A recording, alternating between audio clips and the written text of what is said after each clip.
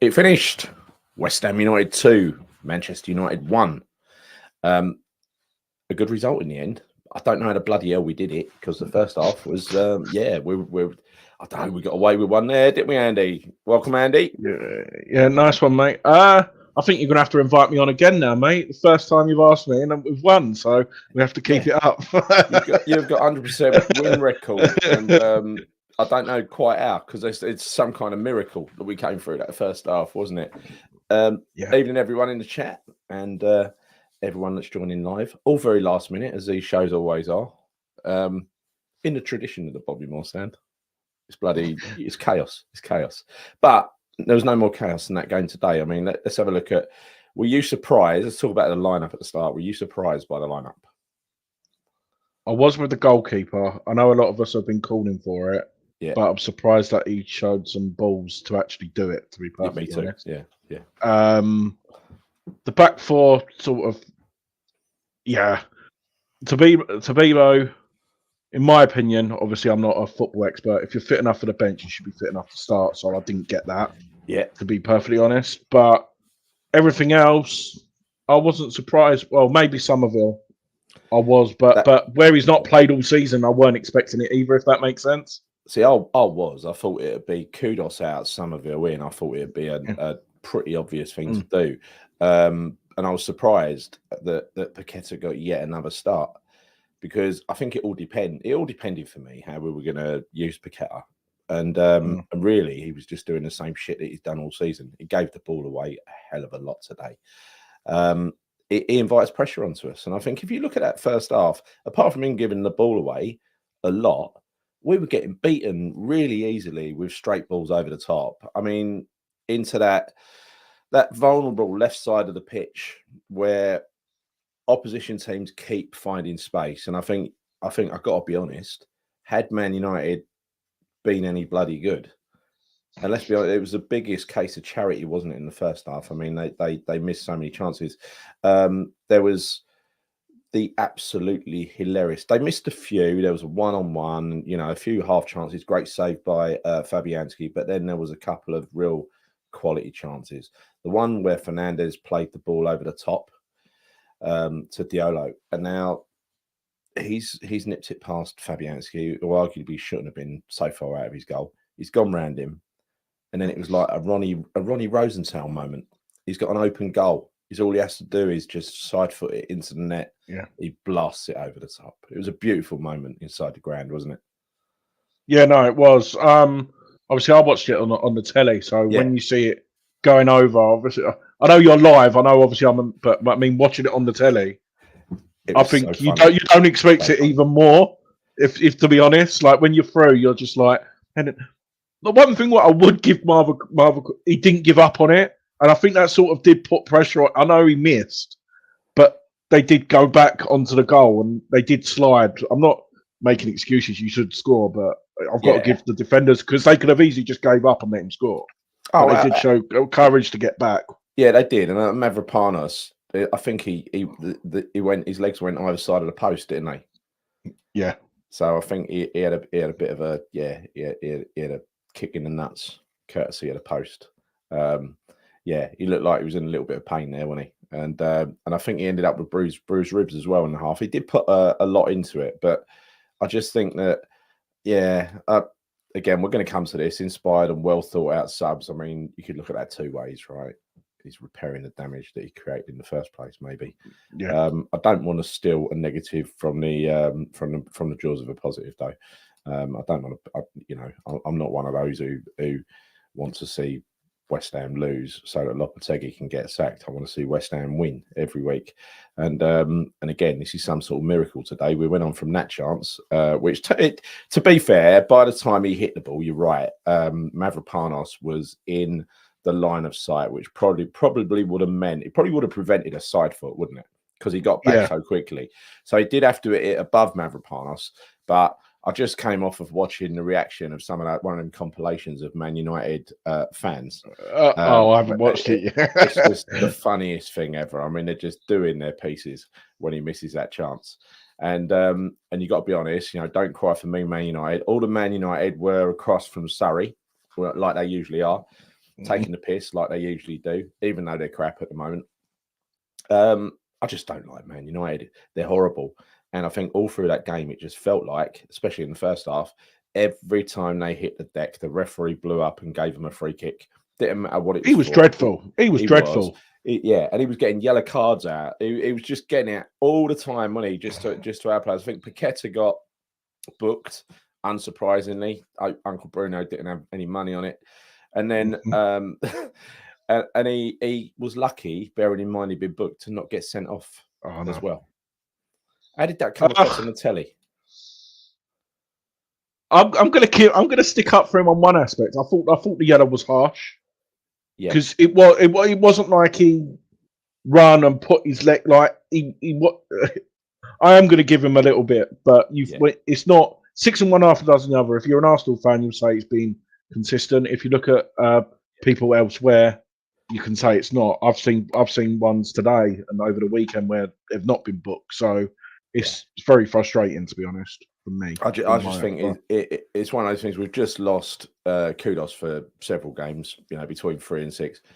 Mind you, it doesn't really matter if we lose Paqueta for ages. It's a bit of blessing in disguise. Wolf Central Gaming hang about. We're discussing the first half. The first half was crap. So we'll get on to the good bit afterwards. Camera. Sorry. That's all right. We're not going to just gloss over the crap bit. We've got to talk about it, right?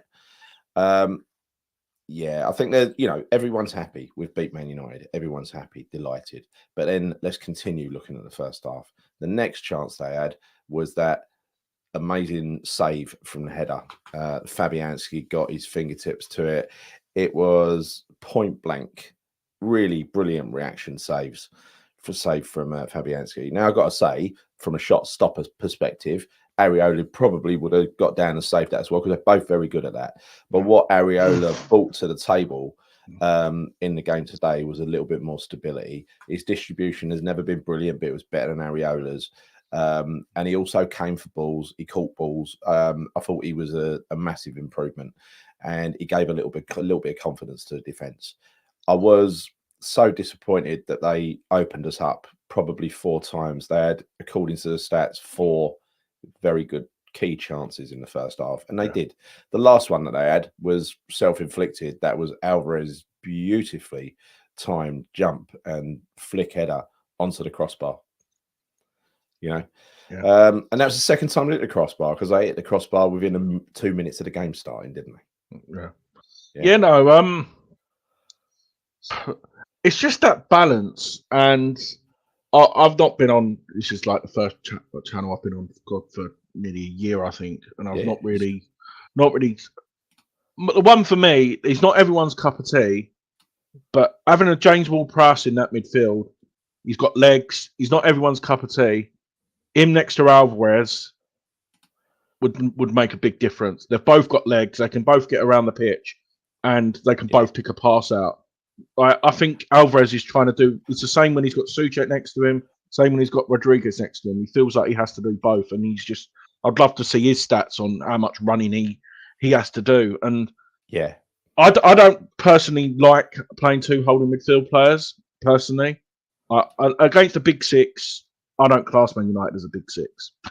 Like against Man City, Chelsea, that didn't work either. But I think we're lacking legs big time, and it makes you wonder whether, whether we'd had a Earthy or like one of them in there, a youngster. Like we chucked Noble in, didn't we? Yeah. Like, why can't we just give a youngster a go? I know they've got more energy, but like you said, it's like. I don't see why not. I don't see why not either, right? There, because I think before today we were talking. I was in the posh seats today, so I got a different view from the game. And the first half, I've got to say, it was just as crap watching a bad West Ham from the side as it is from behind. And the only good thing is there was a lot of good humour over there today. Even though Souček wasn't on the pitch in the first half, a couple of guys to my left were having a go at him every time something went wrong on the pitch, or if something went right, they were saying, "Oh, you watching Souček? That's how you should do it." Right? It was just funny. It was really funny, and I think he was watching, because I think the changes that were made at half time. I mean, look, let's give the manager some credit. He clearly realised that Soler had an anonymous game. I mean, I honestly don't remember him touching the ball. I remember him fouling someone, but I don't remember him doing very much. Again, I've got to look at the stats to see what he actually did. Might turn out statistically he was quite good, but I didn't notice him. Paqueta was awful, and we lacked control in that central midfield. Now with 2 CDMs, like you say, the least you expect is a little bit of control. Now you got Alvarez, who again seemed to be a bit confused about what he was doing in the first half, and then suddenly in the second half we introduced Souček, Todibo for Mavropanos, Souček for I guess Paqueta, and or maybe Soler, and then Jimmy Somerville on for Paqueta out on the left-hand side. And quite honestly, it was chalk and cheese. JB, this cannot be allowed to paper over huge cracks. J-Lo needs to go for sure. Well, look, he's still the manager at the moment, so let's talk about him rather than talk about. It's tiring, isn't it? I think I get the he's not my cup of tea. Me neither. At the end of the day, Moyes wasn't, and we won the trophy. It's like I take it as a game by game basis now. Well, not a game by game, but like he's still our manager. Do I want him there? No. Yeah. But we're there to support the club. Like it's frustrating. Like that's the reason we just spoke off air, Gary. I've only been to one game this year, and that was the Leverkusen game. Moyes sucked the life out of me, and hopefully having this time off to reflect. I've been doing it for a long time. I've been going a season ticket, and like I understand everyone's frustration, but at the end of the day, he's still our manager, and you've got to support. I suppose. I guess what bugs me. Look, I'm not a lover of Lopetegui anymore, and I was giving him 10 games. That's 9 games in. I think we're away to. I think had we lost today, we go to Forest next week and get beat, and before you know it, 10 games looks like a dead cert. Right now, we've beaten Man United, whether they're good or bad. We've beaten them. It's a big scalp to take. Gives us a little bit of confidence going into next week. They can't. Talking to James Ward-Prowse, he can't play, and he's important to them. He is their creative midfield outlet. Is Gibbs White still suspended as well? Is it a free or was he back? I don't know, but I think he should have been. James Ward-Prowse, you're right. I mean, there was no need to get rid of him. But having said that, it seemed to be at the time, it seemed to be a choice between him and Souček, and you got to say that Souček has brought quite a lot of value this year. In terms of an improvement. He's an improved player. We all wrote him off. I think he came on in the second half. He definitely added an element of control to that midfield. It allowed, for the first time, I noticed this, Rodriguez and Alvarez were actually communicating really well, and Alvarez was because I was on the side, I could see this, right? Alvarez was communicating with a fullback. He was actually directing traffic at the back. Alvarez. It's the first time I've seen him do that this year. That's what he used to do all the time. So when Emerson went up the pitch, he was dropping in behind him, and they were doing really, basic but common sense things which have been missing from games recently. It's just a pity they couldn't start doing that in the first half. But the difference maker for me was having an attacking player on the pitch who actually did some attacking. And Jimmy Somerville, Crescencio Somerville, I thought from the second he stepped on the pitch, he was a right pain in the arse.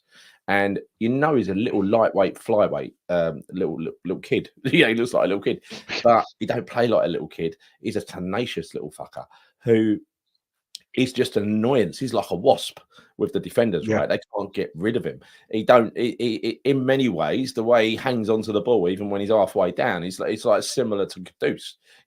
He's persistent. And very well, if you're a big tall lump and you got some little lightning, kid running at you, what are you going to do other than either get nowhere near him? You could lunge in and get nowhere near him, or you bring him down, don't you? And that's kind of what happened. And to be honest, I know it's a big statement. Do you know who he reminds me of? He reminds me of a young Sterling. When Sterling just broke through at Liverpool, he's got the same build as him.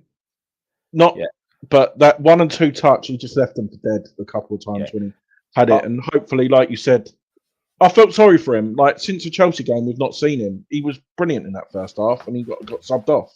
I know we all crap. I couldn't understand it. I couldn't understand why he didn't start today. So for me, Lopetegui was just correcting a few mistakes that he made with the selection up front. I think Paqueta, we've now seen what having a full-blooded attacking player and someone who gives us some control in the middle of the pitch as in Souček, it might not be exciting, but it gives us some control in the middle of the pitch. Whereas Paqueta just fucking loses control. And I don't think Soler brought anything to the party either in the first half today. In fact, he definitely didn't. But seeing Rodriguez and Alvarez operate cohesively, talking to each other, talking to the defenders, Souček getting on with his job in midfield, and I think Gio said earlier he set the tempo, and I think he kind of did.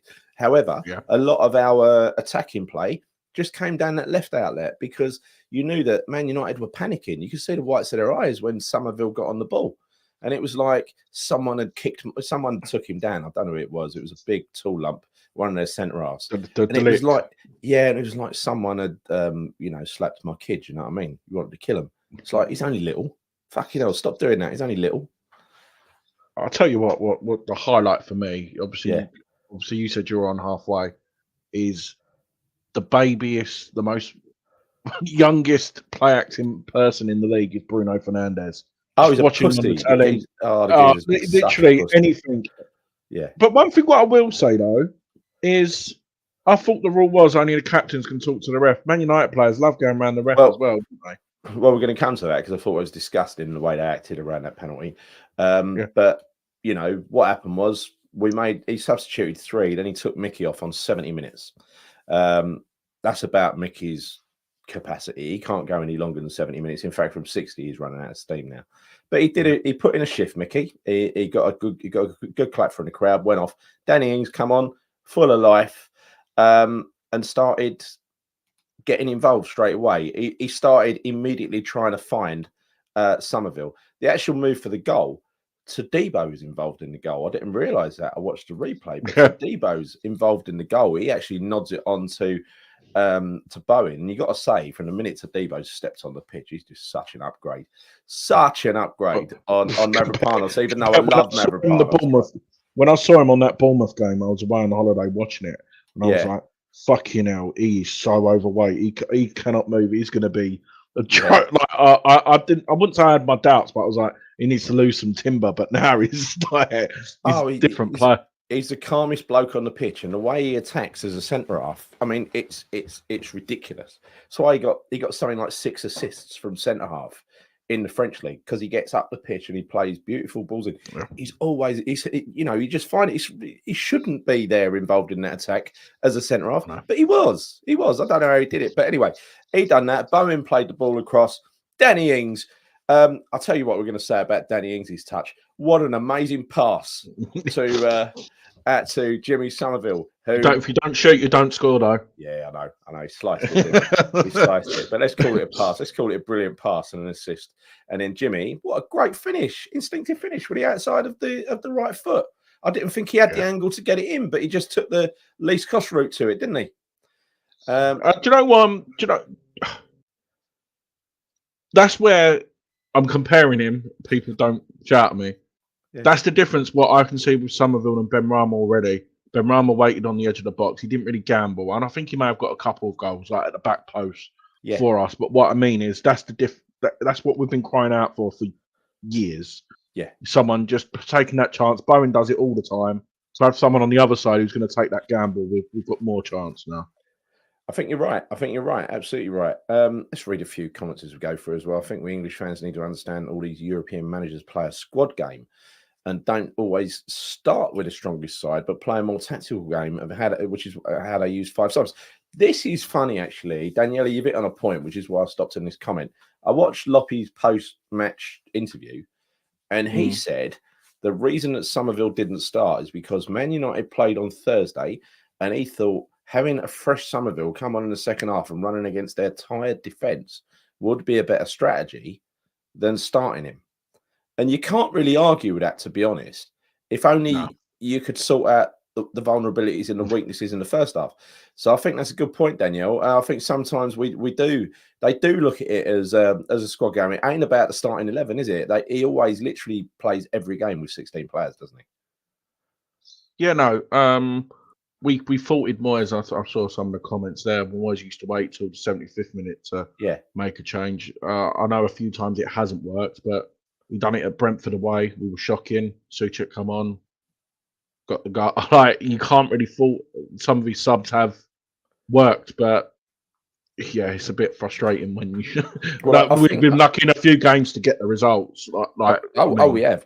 But if you look back at the results that we've got, the wins and the draw at Fulham, I think basically every result we got has come via a set of substitutions that he's made. But conversely, a lot of the defeats we made have come courtesy of some of his substitutions or some of his starting selections, right? But if you look at it, the games we've lost, it would be nice to, but it's a bonus game.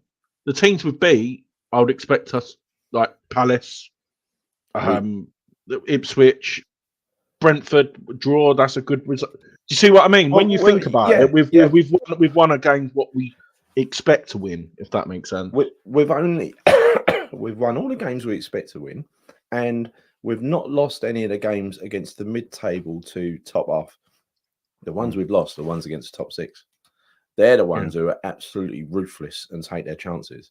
I mean, I wouldn't fancy playing that first half against. I'm still concerned. I'm still concerned. Well, look, if we played that first half against Arsenal or Liverpool or City or Chelsea or Villa, the ones that we've lost, we'd be 4 or 5-0 down at half time.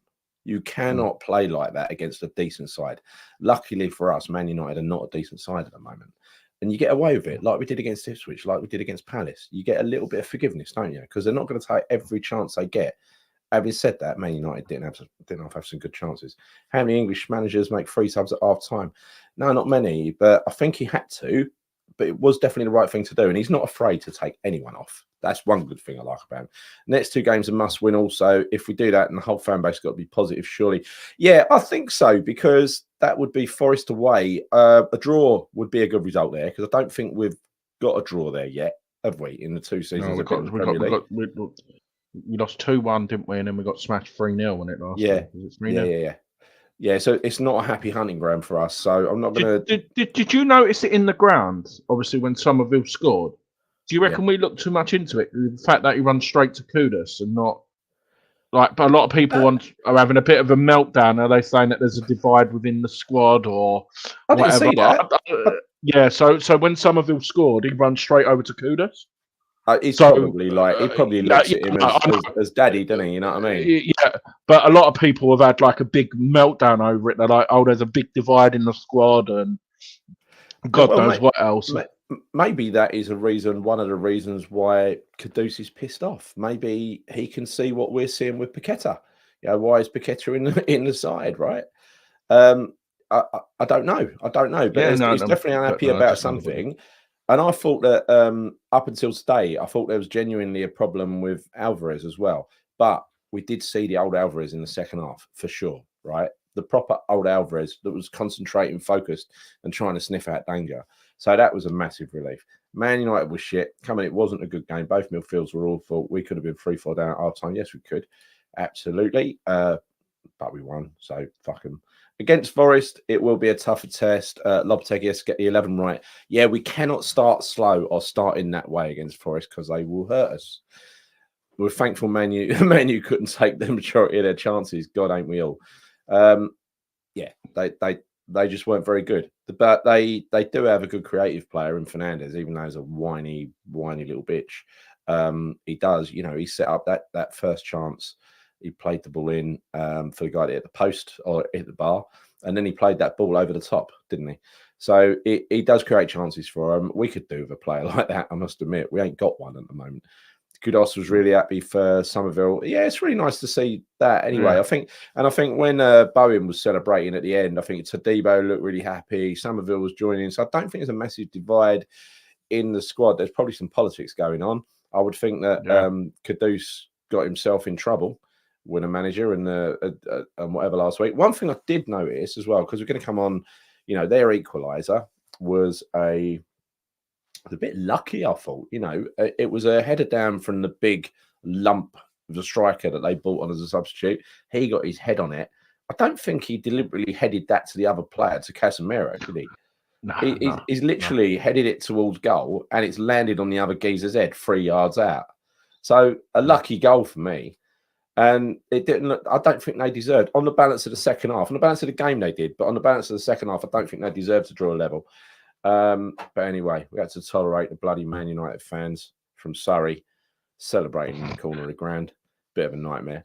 Do you know if we've got a set piece coach? Haven't got a clue. Haven't got a clue, but we don't seem to have a clue how to take a set piece. That's what I'm saying. Do you know, like the Arsenal game, Neville, the set piece coach was out. Like that's what they're saying. How obviously when they concede goals, they're not.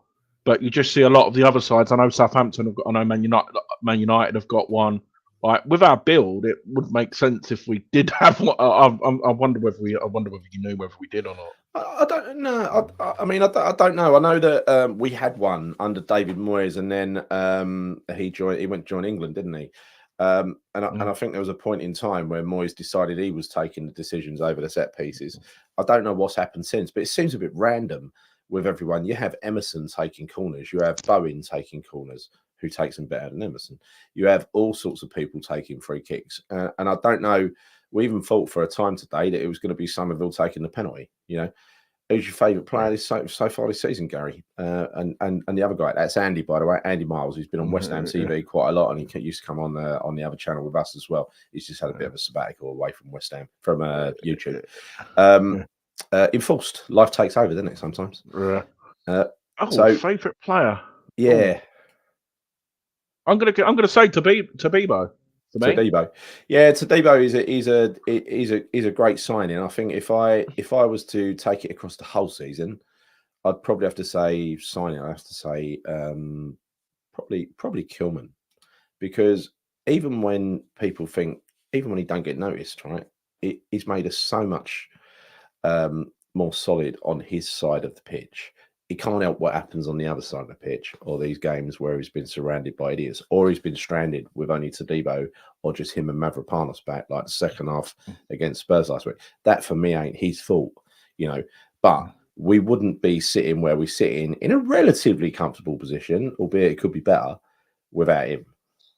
Try the one we missed out on. It would be perfect for Kilman, but I reckon we'll be able to play the back three. It's Chalobah, who went to Palace. I think that's the one we missed out on big time.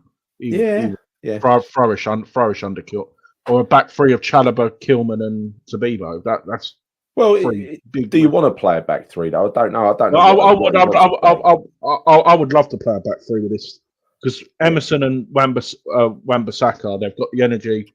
I know Wan-Bissaka's good, more prone to going backwards, but I think we'd have that balance, and then you can play the two up top, and that's where you can cause some serious damage. Yeah. Man United fans saying we're crap. Oh dear God! They watch their own team today. Fuck me, God! They shouldn't be saying that. Did you see the TalkSport about? Have you seen the TalkSport reaction? Do you know they do the live thing? What was it all around the VAR decision? Because let's move on to that now, right? The VAR decision again. The magnificent, the difference maker, Danny Ings, was definitely almost killed by the Man United defender, who I don't know, brushed against his lower leg or something, according to the referee's description. But a nailed on Stonewall definitely was penalty. I don't care what Man United or TalkSport say. Fuck them. It was a penalty. In fact, if it wasn't a penalty, it makes it even funnier, right? It makes it really funny. I'm so glad. In fact, against Man United, I'd rather get a penalty that wasn't a penalty, wouldn't you? Just to make them whinge even more, right? When was the last time we've beat Man United at home 3 times in a row? Have we ever done it? I don't. Probably Have we ever done it? Probably not. I didn't realise it was 3 times in a row. Yeah, last year it was 2-0 when it Kudus and Bowen. Yeah. And then Benrahma scored that 25-yard rocket over through De Gea. Do you remember? Yeah. So that's 3 in a row. Yeah. I think our centre back pairing, Wolf Central Gaming, I think the centre back pairing that we've got in Kilman and Todibo is potentially one of the best centre back pairings in the league. If we can get the defence functioning with the midfield as one system rather than playing as kind of different departments, because that's what it feels like sometimes. There's no cohesion between them, you know. But today, I'll tell you what, Alvarez took his position seriously today. He was a lot of the time playing as a supplementary centre half. He looked happy there. He was dropping in at fullback positions. Rodriguez was doing the same thing. He was covering for gaps that were left behind by Alvarez. They were working together as a partnership, worked really well. I do agree with you. I don't think we need 2 CDMs against the lesser teams, but you can't really call Man United a lesser team just purely because the quality of the attacking players they've got, right? They're crap at the back, but they're still bloody good going forward generally. The VAR decision makes us even, despite 50-50 nature, it's revenge for Old Trafford. Honestly, how many games? One of you in the chat will remind me, but a few seasons ago at London Stadium, there was a 50-50 challenge where I think it was Johnny Evans slid in to one of our players who also slid in. It was a foul by Johnny Evans. No. It was Phil Jones and Faguli. That's it, Phil Jones. And Faguli got sent off. Yep, yeah, that's it. Phil Jones and Faguli. It was actually Phil Jones who fouled Faguli, and in a heartbeat, the referee just got the red card out. It was Mike Dean. Without even consideration, he sent Faguli off. He's like, he'd seen enough. How dare you going for a 50-50 with Man United player, right? Now, that fucking referee today, he had a lot of similarities to Mike Dean in that he gave everything Man United's way. He even tried, let's face it, to not give that penalty. He tried to completely ignore the challenge, the life-threatening challenge on Danny Ings, right? And it was only when VAR, through some, I don't know, strange twist of fate, decided to force him, you better go and have a look at this, or you're going to look like a mug. On the telly, on the telly, I thought it was given because of the pull on Kilman. I don't know if you saw it, if you've watched the game back, if you can see on the... No. For me, when I watched it originally, you see Tolibo win the header, and you see someone go like that to kill Ings run onto it, and if you look, Kilman was running towards the board. Someone pulled Kilman all the way back to the floor as well. At first, I thought that's what he's being given for at first, but obviously, it's mad. I think narcissist is an overused word. I'm not so sure he is. I think he's just a player who's got a fixed idea, like a lot of managers have, and it'll either work or it'll be the death of him. Right? That's what happened. Right, so again, he's still the West Ham manager. While he is, I'll give him a chance. I think if he would have lost today, and that would have set us up to get to lose next week. Now, what he's got to do for me, he's got to take this momentum now, and he's got to build the lessons he's learned today. Because there are a lot of lessons that would have been learned today if you had your eyes open. Like, you don't start with that team that started in the first half. You don't take that approach that we did in the first half. You don't invite another team on like that. Right, much better in the second half. Now, he must have, I'm hoping he stumbled across something there by hook or by crook, and we go into the Forest game next week. And I think that complains of hands. If Somerville plays next week, Forest are at home. Their fans are going. They've had a good start. They're going to expect the win, and I reckon that's where we can punish them. Yeah, that's where we can punish them. Somerville on Bowen on the counter. That's where we punish. Yeah, it's down to us whether we finish it. I know. I say the referee was hesitant to blow the whistle when he did. I thought Fab was going to bum rush him, said Dallas Winston. Yeah, I mean, he stared at that telly right in front of us because, in my privileged position this week, he was literally about 20 yards away from me, the ref, staring at the screen. He was getting dog's abuse over that side. Just fucking give it. Fucking give it. He's definitely very. Anyway, did they show it on the screens after it was given? Yeah, eventually, and they also showed that's the explanation. Right, got ya. They showed the written explanation as to they thought the referee had missed the VAR ref thought there was an undue amount of force on Danny Ings' lower leg, which I think there definitely was. He was lucky he was able to walk off the pitch afterwards. I hope he makes a full recovery. Yeah, I hope he makes a full. Yeah. Ironic that Garnacho sounds like a garnish. We don't. It sounds like a starter, doesn't it? A Garnacho platter looks pretty, but serves no practical purpose. A Nacho platter does. That's how the difference, right? The penalty. I finally got over the banana pass from Luke Shaw that went, oh, fuck, there was that one as well, wasn't there? That one that they scored from when it went about 10 yards out of play. And they were sort of, we could all see it behind the goal. The linesman stand there. Surely you can see it went out of play. Was that the one during knockdown? Was that the one during knockdown? No. I was in the ground. It was in the ground. Right, yeah. It was unbelievable. It's just like they've had so many slices of luck. If they want to whinge about today, fuck off and whinge somewhere else, right? And justice for Randolph in the FA Cup as well when Martial scored, when Pyatt scored that free. Yeah, it's all coming back.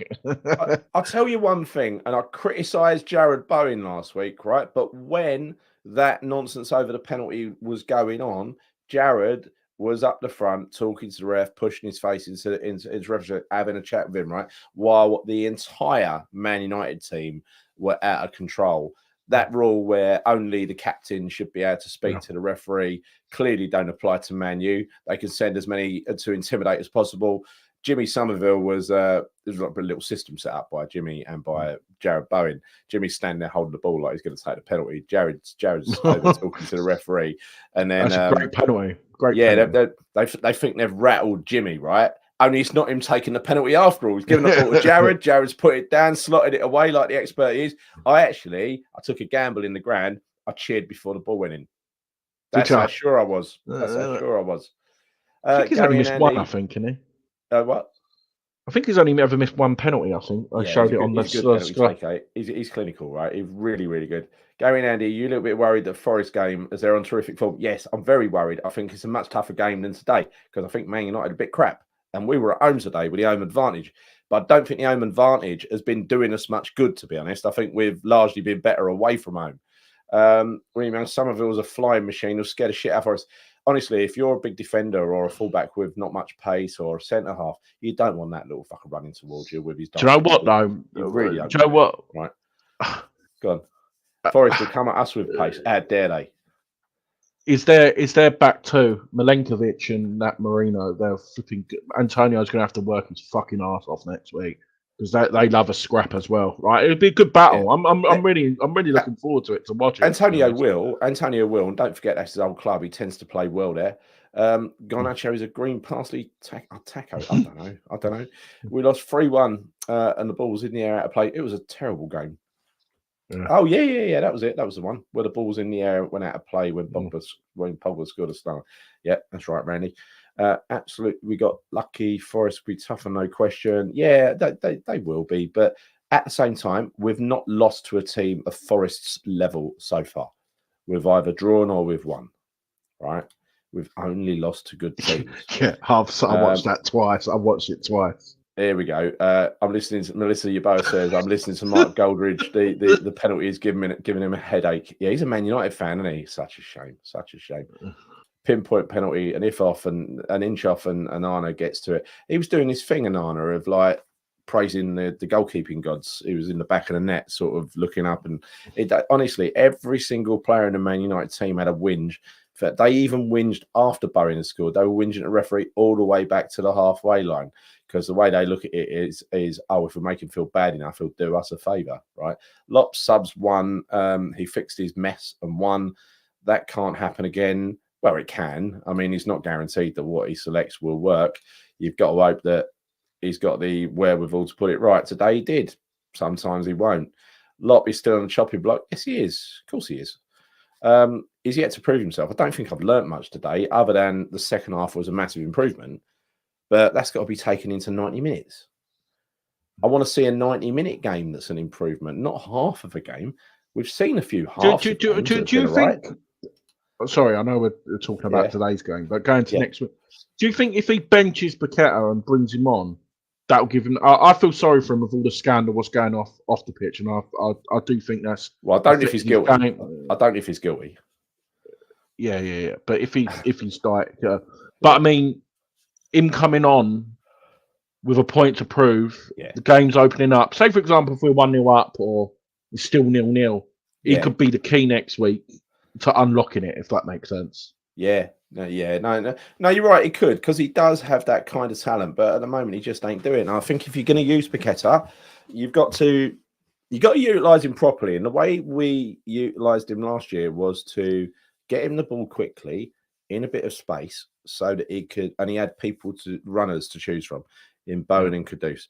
He only needs a little bit of space. He needs a fraction of a second to be able to pick out a pass. What seems to be happening at the moment is we're transitioning so slowly that he's getting caught in possession. He's got players up his arse all the time. I think he'd have more of a chance coming on from the bench. I wouldn't mind seeing him used from the bench, but what I don't want to see is him come on from the bench, have a good substitute appearance, and get straight back into the first team, the first 11. Don't want to see that, right?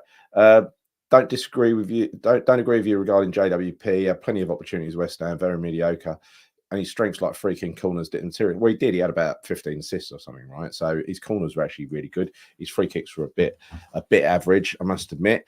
But that aside, he had plenty of chances. Yeah, he did. But you'll remember the first couple of games he played, especially the first one away to Brighton, he was a central attacking midfielder. He was fantastic.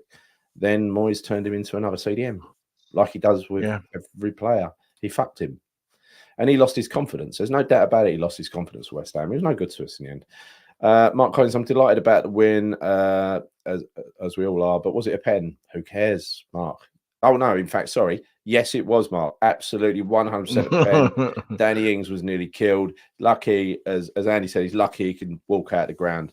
You know, but he's made a full recovery. He's made a full recovery. Thank God. Thank God.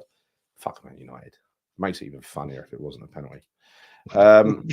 Gaz K, we're crying out for a decent striker who can pass, control, score, all of which Mickey can't do. Honestly, I don't think the way we've been playing, I've said this about what's his name, Duran at Villa, would have been fantastic to get a striker. Of course it would. Mickey needs refreshing. We need someone new. It's not going to be full by the looks of it, is it? I don't know what went wrong Duran deal, but that is the kind of striker we wanted, or at least someone mobile that can finish. The thing is, the goals. I just hope Man City ain't got that buyback option, because if Ipswich go down, I'll go and get that Delap all day long. Oh yeah, but the goals we've been conceding against the good teams, Duran don't make any difference to the outcome of those games. We still get stuffed in those games. Maybe we score a goal or two more, but we're still getting stuffed in those games. You cannot play the way we played against Spurs last week and think that a striker is going to magically change that around for you, because he ain't. You know, if you play like that with reckless abandon and throw fucking numbers up the pitch against a counter-attacking team, you're a bit of a tit. And that's what I was calling Lopetegui last week. If he goes back to doing that against counter-attacking teams, then, yeah, I just don't want to see it. I think the writing's on the wall, and I don't think the writing's moved from the wall at all on the basis of this. I think it's a happy day, let's enjoy the win. But I don't think he's changed anyone's minds as such by getting away with murder in the first half, and then he gets the credit for turning it around and making the substitutions, but he also gets the deficit, if you like, for creating what he created in the first half. Yeah, definitely a penalty. Just got home from the game. How many times have we heard it in the last day? There was no contact, so good on Ings for going down. Absolutely right. Absolutely right.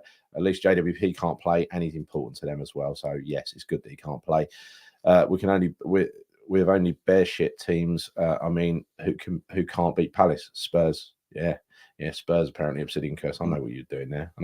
Poor Spurs. Glory, Tottenham Hotspur. I thought they were going to win the league after beating us last week. I thought he'd arrived and Postecoglou. They underestimated just how shit we were in the second half last week. They thought that was Ange that caused that. No, that was suicide that caused that. Right, it's probably put dreadful. Goldridge in some menopause. Yeah, it probably has actually. He's a bitch. Espen by on the penalty, could have been killed. Yes, I heard today that Fergie was on, even though he retired, he was still getting $2 million a year for being on the board, and that Jim Ratcliffe's taking it off him. $2 million a year. They've got to waste money, haven't they? Delighted with a win. I know it's part of football. A bit concerned. You're breaking up. Banned him from the dressing room as well. Wow, I didn't know he was allowed in the dressing room. How ridiculous is that? So they paid him $2 million a year, let him sit on the board, and let him go in the dressing room at will when the other managers have taken over from him. How's that ever going to work? No, good decision from Jim Ratcliffe. Delighted with a win. I know it's part of football, but a bit concerned having to bring on subs because of wrong start. Yeah. You could look at it another way, like I said earlier, and like Daniela mentioned, you could give him the benefit of that and say he always uses 16 players. And if you believe the words out of Loppy's mouth, he always intended to bring Summerville on in the second half. I don't know if I can buy that or not, but it's a good story, isn't it?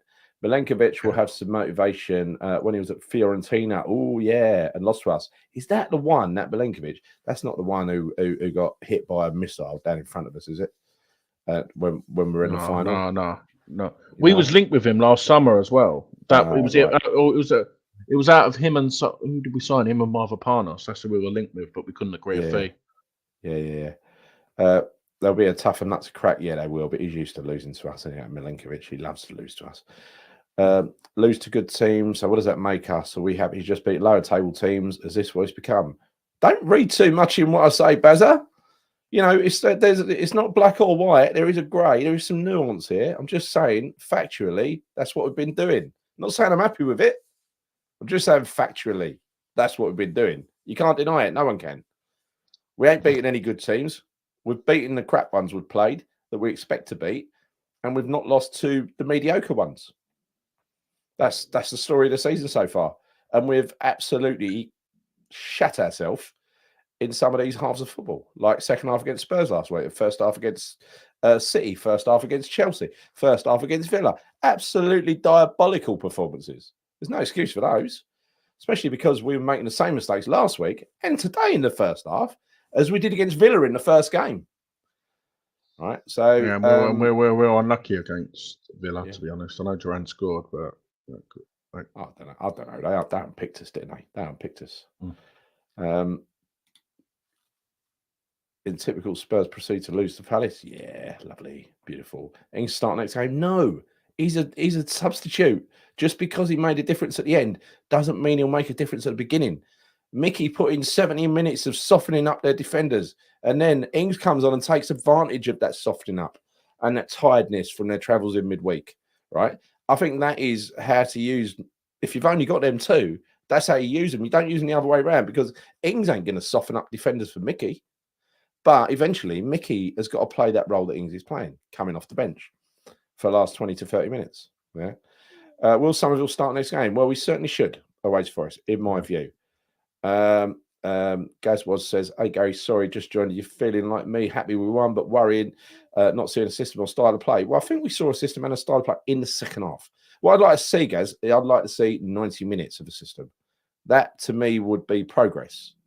We've not seen that in one game so far this year, and I include Ipswich in that.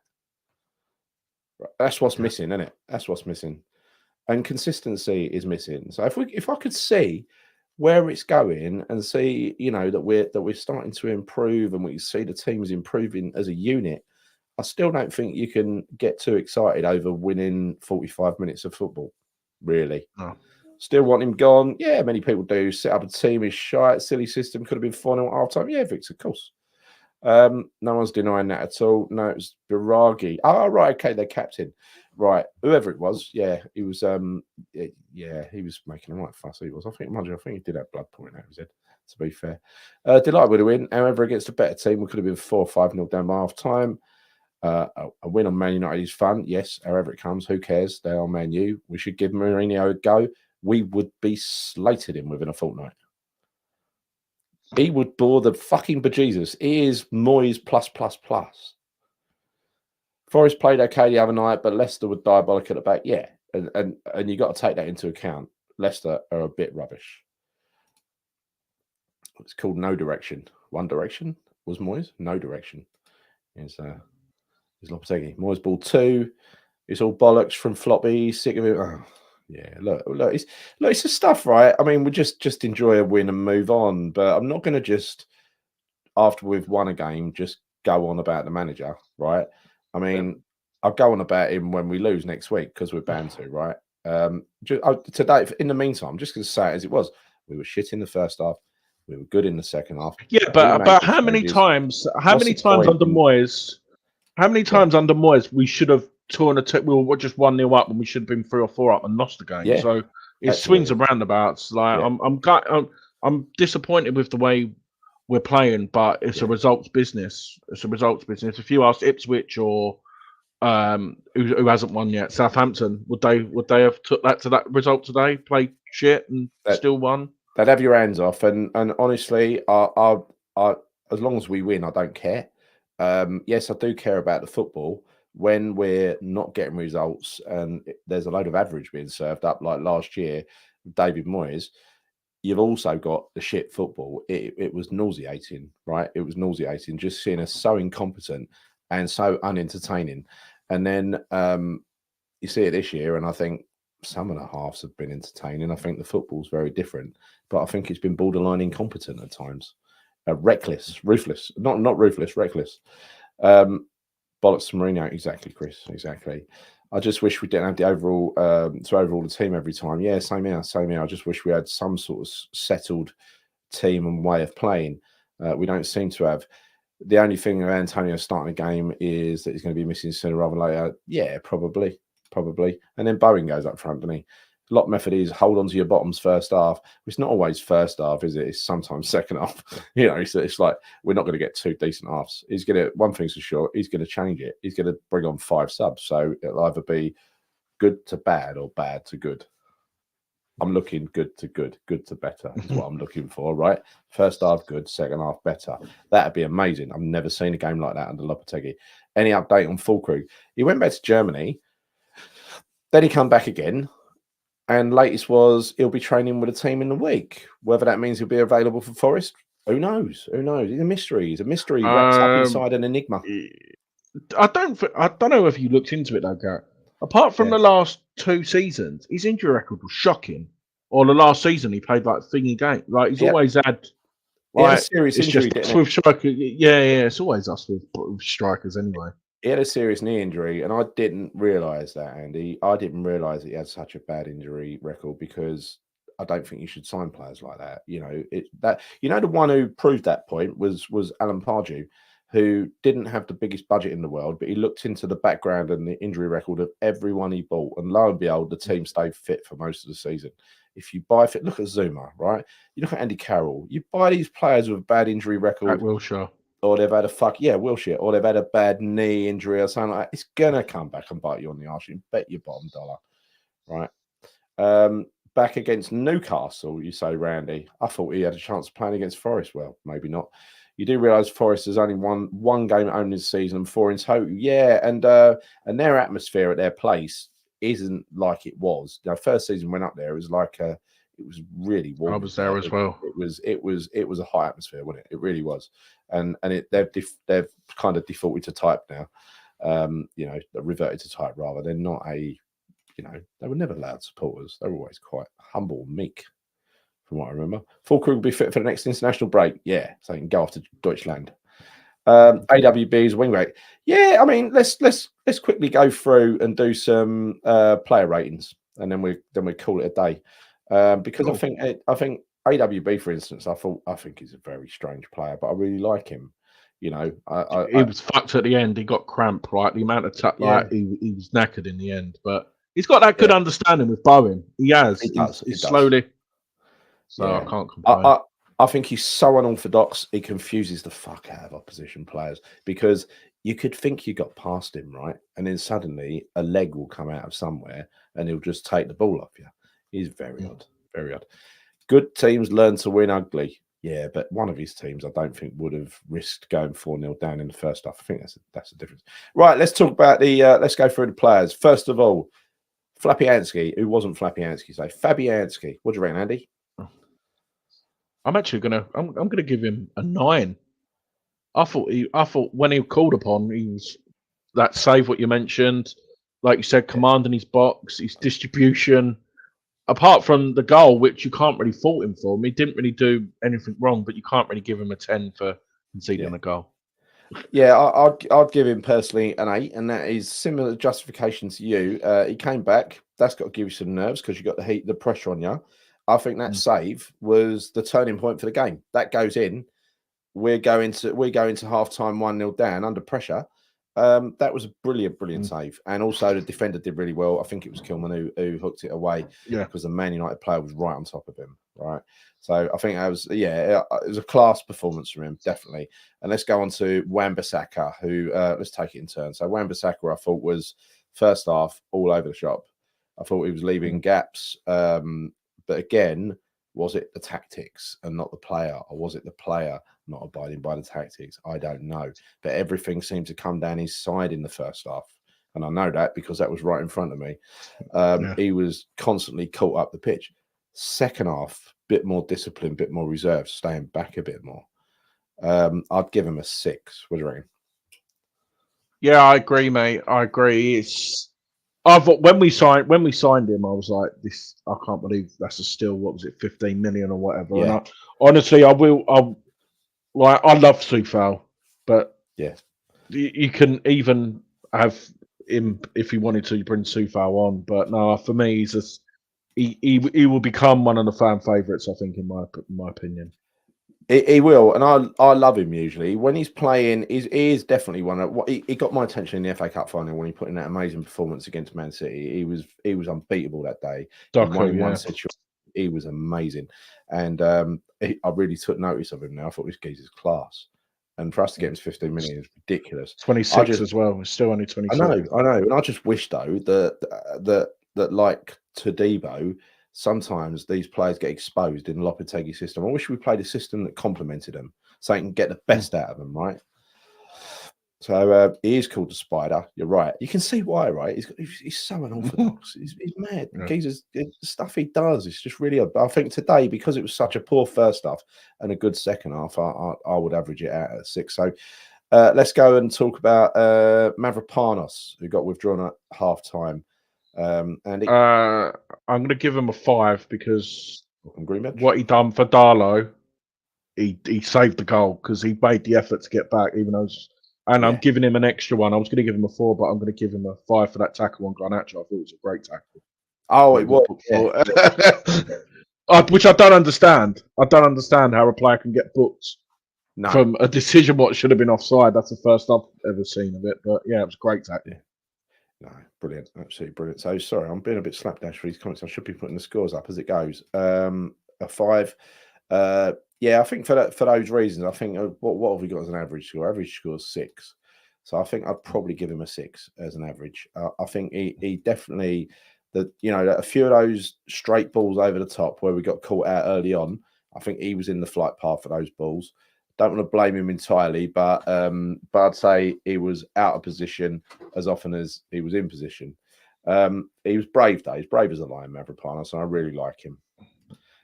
So we go on to Kilman, who I thought Kilman just did what Kilman does. It just I'm going to give solid performance. Yeah, I'd give him a 7. The reason why I'm giving him is he's a great ball playing centre back, but I thought a couple of times he gave the ball away a bit cheaply. So, but his defensive duty, I'll give him a 7. But he annoyed me giving the ball away a bit too much. Yeah, well, that's unlike him as well. It's unlike him. I agree with you on 7. People are going 7s and 8s in the chat, and let's go Emerson, the other starter. I'm going to give him an 8. I thought Rashford didn't have a sniff on the right going forward. Maybe if he put his head up, he could. The shot was still a good shot, but if he put his head up, he maybe would have made the game more safe as well when he went through. But it was interesting to see him without Paqueta because they say that he's only good when Paqueta's on the pitch, and he's proved everyone wrong again. Yeah, he was better. I thought he had a brilliant second half, Emerson, and I think his first half weren't bad either. So yeah, I'd agree with your 8 on that one. I think he looked really. Oh, sorry, he looked really good. He looked genuinely good. Let's finish off with the defender. So we had Todibo come on. What do you give him for his half? I'm going to give him a 7. He won everything. He's calm on the ball. He's got a good understanding with Kilman. Yeah, I'm going to give him a 7. Yeah. I just love the way Todibo plays. He is just class. He's just so calm, collected. Nothing panics him. Even when Son was turning him inside out last week, and that situation shouldn't have happened, by the way, with Son running at him. That was just poor tactics. Even when that was happening, he wasn't panicking, was he? I mean, there was the Areola thing last week, but again, that was 6 of one and a half dozen the other. I just think he's so calm. He looks so majestic when he you see the one where he headed the ball to himself, where he won the header and then went and met it. That shows how bad Man United are, right? They were not pressing the ball. But yeah, I think this is he looks like a Rolls Royce, smooth and good to watch. Yeah, I think that's a really good way of putting it. He is a Rolls Royce of a defender. I think it's going to be worth a fortune when he matures. I think So from my understanding, I think he's only got to pay 10 games, and we've got him.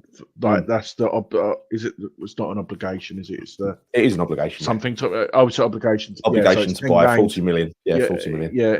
Yeah. Which we'll double our money easy in a couple of years. Oh, well, easily. Yeah. So and next we got let's move on to the midfield. So in the middle we got Guido. First of all, we had Guido and Alvarez partnership. Alvarez back in the team. What do you think of Guido to start with? I'm going to give him a 6 because he's not. He puts his heart on his sleeve and he's trying. Like I like a trier.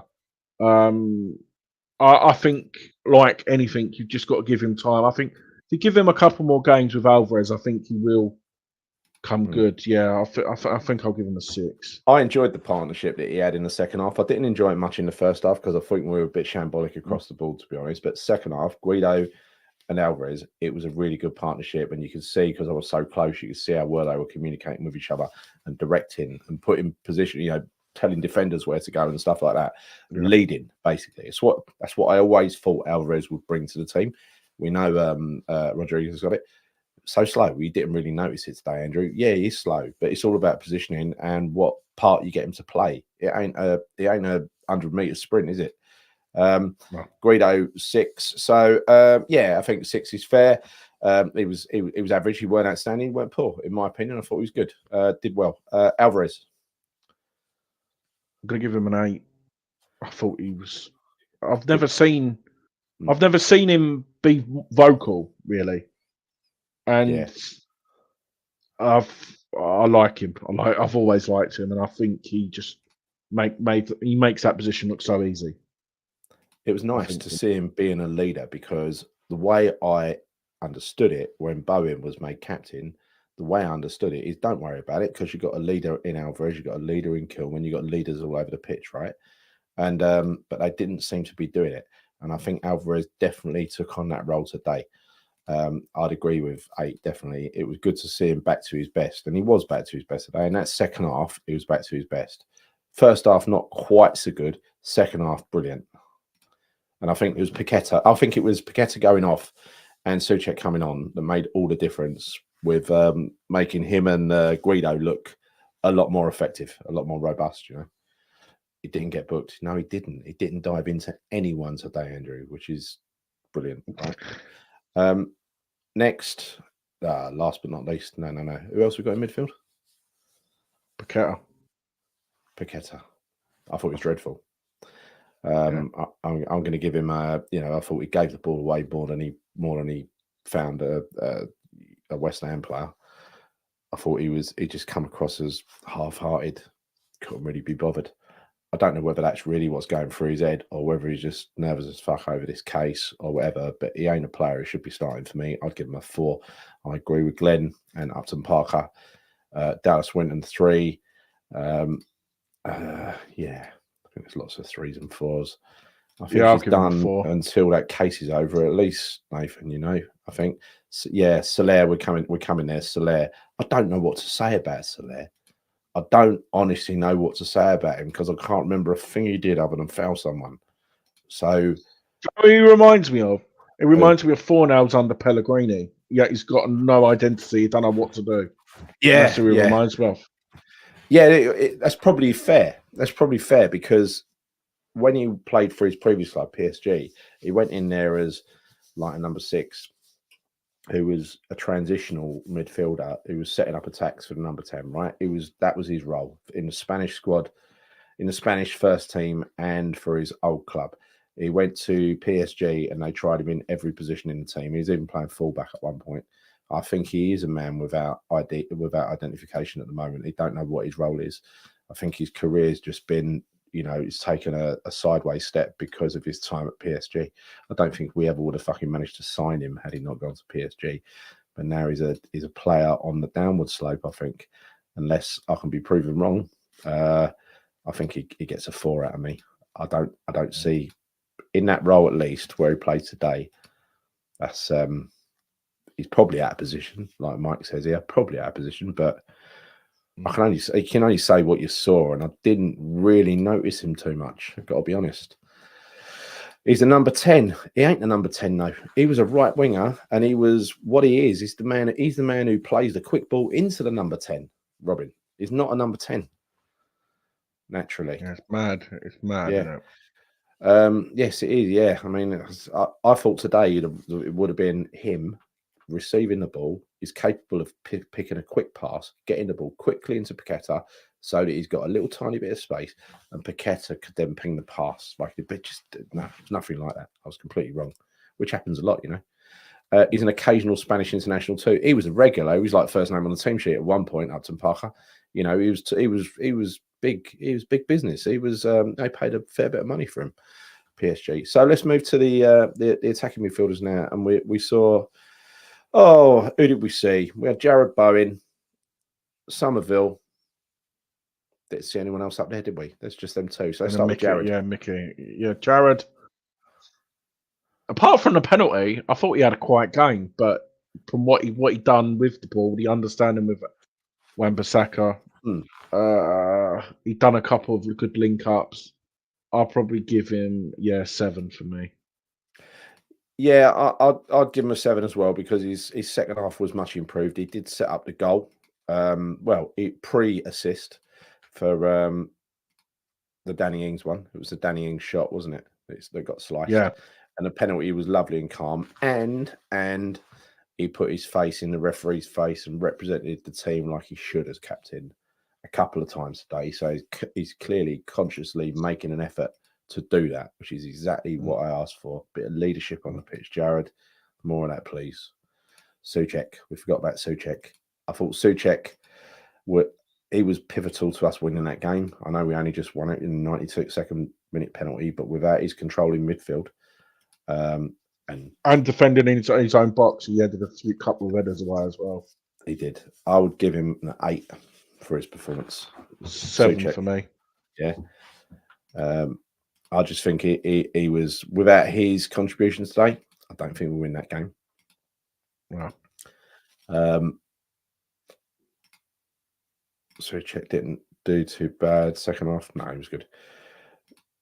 Souček was brilliant. I think 7s and 8s across the board. Then up front we got Danny Ings and Mickey. So Somerville.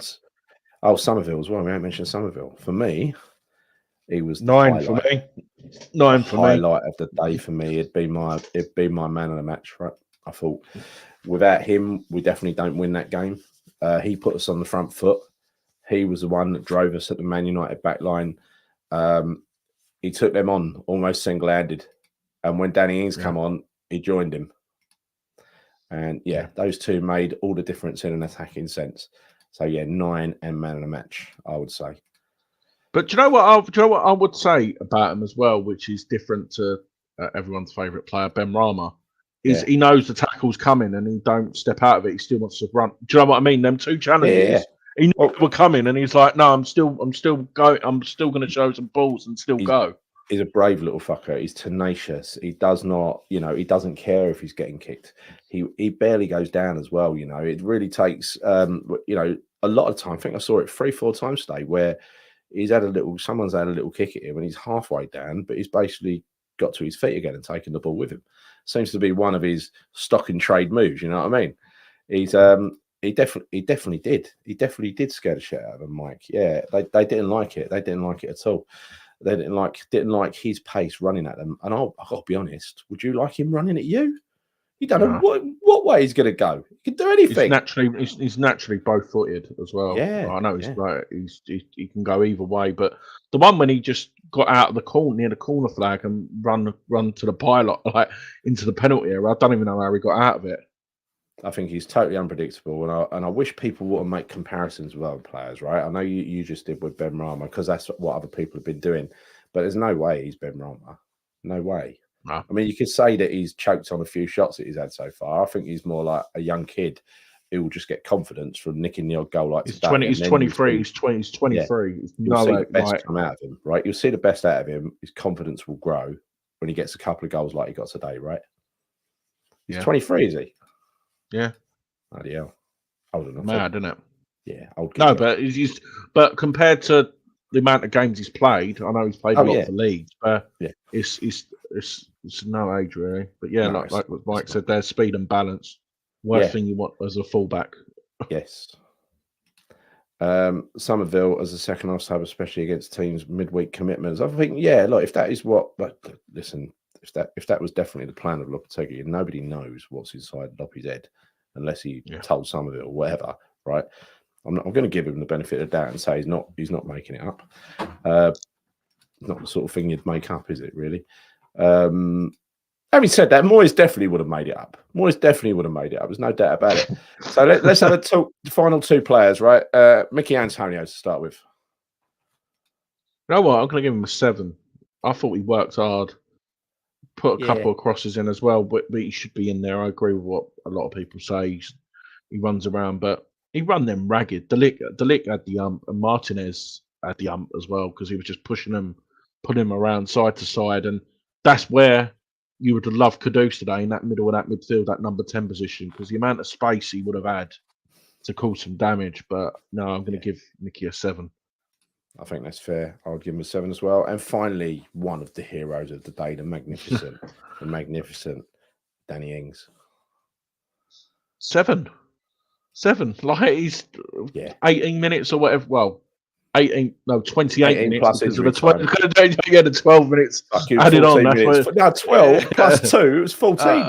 Oh Christ! Yeah. No, he played nearly a half. Yeah. If you think about it, I know.